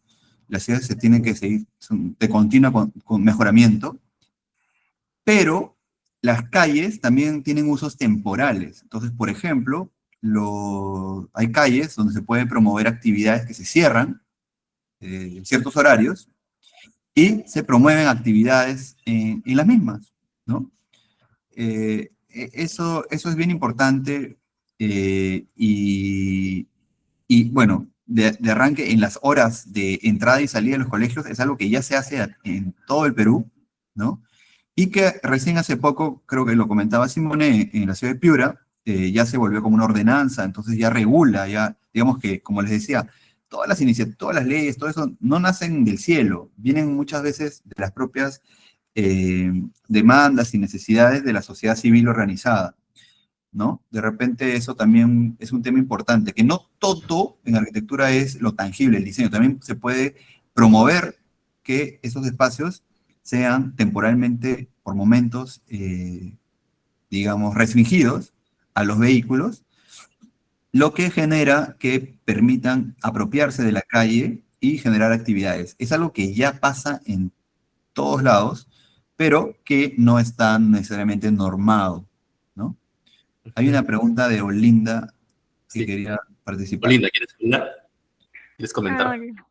No, bueno, quería aprovechar para mostrarles mi proyecto y ver qué sugerencia me podían dar en cuanto a este tema. A ver, ¿puedo compartir? Por supuesto, dale. Eh, Sí, yo, am, una cosa más, ¿no? Mientras se carga, efectivamente, más que decía, ¿no? De quiénes son los actores de la ciudad. Nosotros en una ciudad como Lima, notamos que a pesar de todos los carros que hay, solo el 15% de la población se mueve en auto particular. Y tal vez el 30, 50, 70, digamos, los números no son claros, no se podría llegar hasta el 70 en transporte público. Entonces debemos, y tal vez el 30% a pie, más o menos, ¿no? Entonces, que claro, quien va a pie hasta el paradero también se puede considerar un usuario de transporte público. Entonces, debemos efectivamente pensar en cuál es la forma más eficiente. Debemos darnos cuenta que fomentar el transporte público y la caminata es algo que se puede hacer, que digamos es más provechoso, menos costoso económicamente y entre otras cosas también está previsto por las políticas nacionales, como la Política Nacional de Transporte Urbano. Entonces, enfoquémonos, ¿no? Entonces, proyectamos la ciudad para el 15% que se desplaza en auto particular o la planteamos para todo. Eso es como o buscamos un compromiso. Entonces, esos son aspectos que también hay que tener en cuenta cuando se diseña, ¿no? Ujú. Listo, adelante, te escuchamos, Olinda. ya, gracias. ¿Se puede ver en pantalla? Sí, Sí, sí, Una captura de Google Maps, sí se ve, ¿no? sí. Ah, ya, perfecto. Bueno, yo lo que estoy planteando en mi proyecto de tesis es un CEBE para una población que es invidente, Ujú, en el distrito de San Juan de Miraflores. El CEBE estaría ubicado en esto de aquí, que lo he pintado de color ujú, rosado. Y la idea de esto es generar, acá tengo una vía que es una vía colectora. Esta es una vía colectora que se llama Miguel Iglesias. Y también esta es una vía colectora que se llama Billingur, que justo pasa por el frente de mi proyecto. Aparte tengo la municipalidad de San Juan de Miraflores, también queda hacia la vía. Eh, Ahorita la municipalidad de San Juan de Miraflores, todo lo que es su plaza, que está hacia la vía, es una plaza bastante concurrida porque se dan eh, distintas cosas como bailes, concursos de pintura o clases gratuitas de pintura. O sea, es una plaza bastante integradora, diría yo. Entonces, en la intención de mi proyecto para esta población, no solamente es en el interior, que ya es diseño arquitectónico, sino hacer este vínculo social entre esas personas y tal vez esta plaza que es pública de por sí, ¿no? Y tiene gran acogida. Pero para ello necesito, pues, o me estaba planteando la idea de intervenir esta avenida, que es la avenida Billinghurst. Es una avenida de dos vías, de dos vías de ida y vuelta. A ver si aquí lo puedo. Esta está aquí, justo aquí está la municipalidad. Y acá al frente de la avenida Billinghurst hay una gran cantidad de comercio propio de que estar al frente de la municipalidad. Está la SUNAT, hay Oxxos, hay un montón de comercios zonales, todo lo que tenga que ver con fotocopias, etcétera. O sea, es una avenida bastante concurrida. Entonces mi idea, una de ellas era generar en esta avenida, eh, uno era la posibilidad de achicar los carriles, o sea, si son dos de ida y dos de vuelta, solo generar uno de ida y uno de vuelta, para así, porque las veredas son bastante cortas y al tener gran flujo de personas que pasan desde la municipalidad hacia el frente, incluso los niños que tengo que, bueno, debería garantizar que ellos lleguen de manera segura desde esta parte hasta la institución. Entonces, poder agrandar las veredas, hacerlas un poco más amenas al paso, pero achicando los carriles. Esa era una de las opciones que tenía. Y la otra opción, que tal vez es un poco más invasiva, era de que acá tengo dos avenidas que tienen casi la misma categoría, que es la Billinghurst y la Belisario Suárez, que también son ambas de doble vía y que tienen una berma central pequeña. Una de ellas tal vez es convertirla uno de ida y uno de vuelta, igual con la intención de agrandar o la berma central o las veredas laterales para así eh, hacer que estas vías, o al menos de la llegada hacia el proyecto, sea más ameno al público de mi proyecto, ¿no? Y también al público que transita por este lado, por esta avenida. No sé si es que son ideas un poco radicales o, o si hay alguna sugerencia de su parte.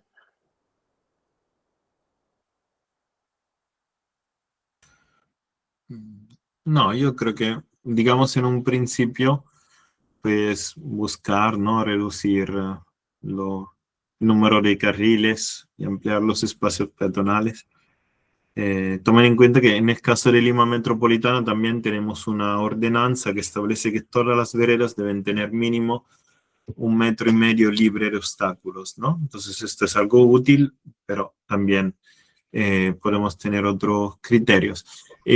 Naturalmente, en el momento en el que se va a ejecutar, se haría un estudio de tráfico, se averiguaría, se puede ver también todo el entorno, se puede inclusive pensar tener carriles reservados para el transporte público, de manera de asegurar que las personas puedan mantener un cierto posibilidad de flujo, ¿no? Ujú. Eso de forma complementaria. Y bueno, también complementando, si te acercas un ratito más al terreno del colegio, tienes dos calles, ¿no? Has puesto dos flechitas. Y esta calle Rodríguez además da con un mercado, que también es un espacio que concentra bastante gente. Y tienes una calle que no tiene salida, ¿no? Esta calle Rodríguez. Entonces, ese tipo de calles son las que pueden, digamos, tener incluso ser 100% peatonales, ¿no? De esas hay en la ciudad, ¿no? Por ejemplo, el costado del mercado de Surquillo se ha hecho unas peatonales, los centros históricos tenemos varias, no solo en centros históricos, ¿no? También hay calles comerciales en distintas zonas de la ciudad y se puede ver cómo se vuelven lugares más activos, ¿no? De encuentros. Pero no se puede hacer pues todas las calles, tiene que ser algunas estratégicas. Y estas calles que no tienen salida son como que clave para ello, ¿no? Entonces, salen los estudiantes y su primer espacio de la ciudad es como un espacio intermedio, que es predominantemente peatonal, y que también beneficia al mercado, y al frente pareciera que hay también una institución o un edificio grande, y podrían todos beneficiarse, ¿no? De esta calle, independientemente de la propuesta que tengas en Billinghurst, ¿no? Pero veo como una oportunidad ahí.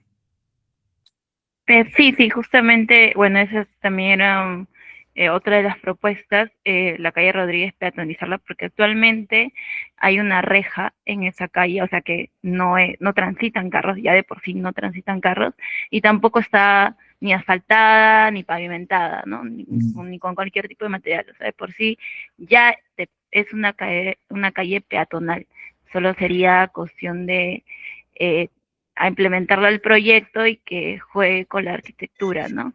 Y con zonas de descanso, etcétera. Ujú. Genial. Está bien. Suerte. Gracias, gracias. Adelante. Súper. Bueno, chicos, chicas, Simone, Marc, muchas gracias por por esta conversación. Ha estado bien interesante y sobre todo porque han podido ver también proyectos reales, bueno, de los tesistas que están aquí, que vienen de diferentes universidades también, ¿no? Entonces, no, muchísimas gracias, Mar, Simone, por exponernos su trabajo, que de verdad que es de una importancia enorme en Perú, ¿no? Y bueno, pues aquí creo que justamente hablaba con Simone de que hay, como arquitectos, vemos mucho los edificios muchas veces y no nos damos cuenta que la otra parte de los edificios es la parte urbana. Entonces, en varios de los proyectos que hemos visto acá de los tesistas, es un tema urbano, ¿no?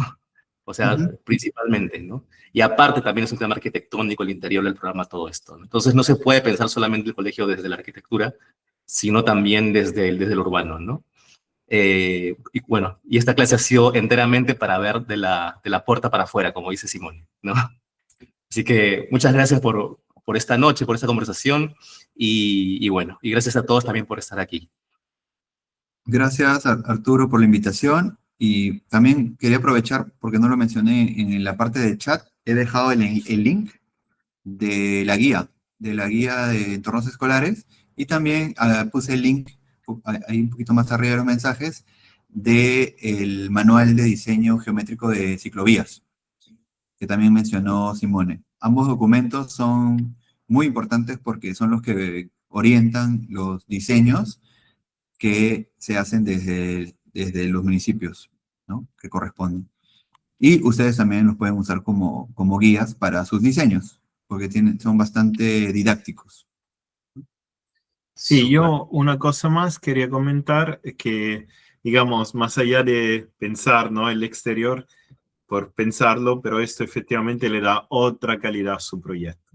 Cuando un proyecto se nota que toma en cuenta también el entorno, digamos, tanto a nivel de calidad de proyecto, así como inclusive también de nota para sus tesis, digamos, cambia completamente la visión del proyecto. Entonces, adelante, sean ambiciosos.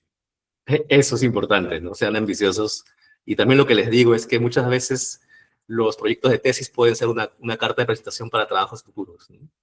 No necesariamente siempre, pero muchas veces pasa eso, ¿sí? Entonces, si lo dirigen a algo que les interesa también, y si ven, por ejemplo, su interés sobre la educación, porque hemos visto muchos tesistas que les interesa los colegios, los CEBES, bueno, toda la parte educativa, si lo ven en toda su complejidad, siendo ambiciosos, como dice Simone, van a hacer algo mucho, mucho más interesante, ¿sí? Ujú. Mucho más aterrizado. Así que gracias, chicos, gracias Simone, Mar, y a todos los que participaron aquí, a Claudia también, que es parte del equipo, gracias a todos, y estamos en contacto para las próximas clases libres. Hasta luego, chao. Gracias. Suerte en tus Gracias. proyectos. Chao. Gracias. Chao. Chao. Chao a todos.